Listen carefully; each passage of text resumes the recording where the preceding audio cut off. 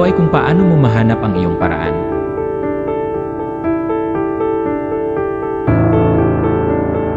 Ano ang ginagawa natin dito kung hindi tayo lumikha ng pinakamagandang buhay na maaari nating isipin para sa ating sarili? Ano ang ginagawa natin dito kung hindi natin ibinubuhos ang ating buong puso sa sining ng mahiwagang, magulo, hindi perpektong pamumuhay? Ano ang ginagawa natin kung hindi natin ibinabahagi ang ating mga regalo?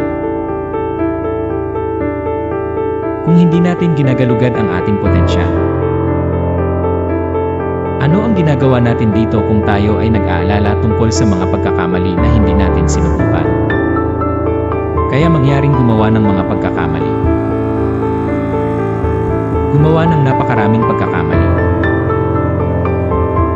Galugarin ang walang katapusang mga posibilidad na inaalok ng mundong ito.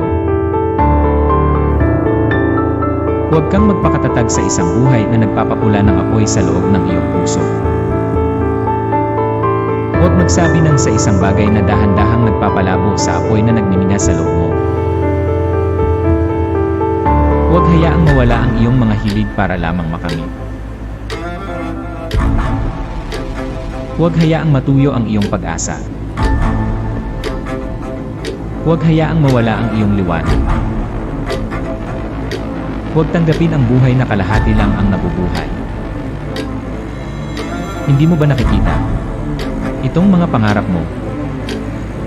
Ang mga pangitain ito ay hindi mo mabitawan. Ang hindi matinag na pakiramdam ng isang bagay na higit pa. Ito ang iyong tawag.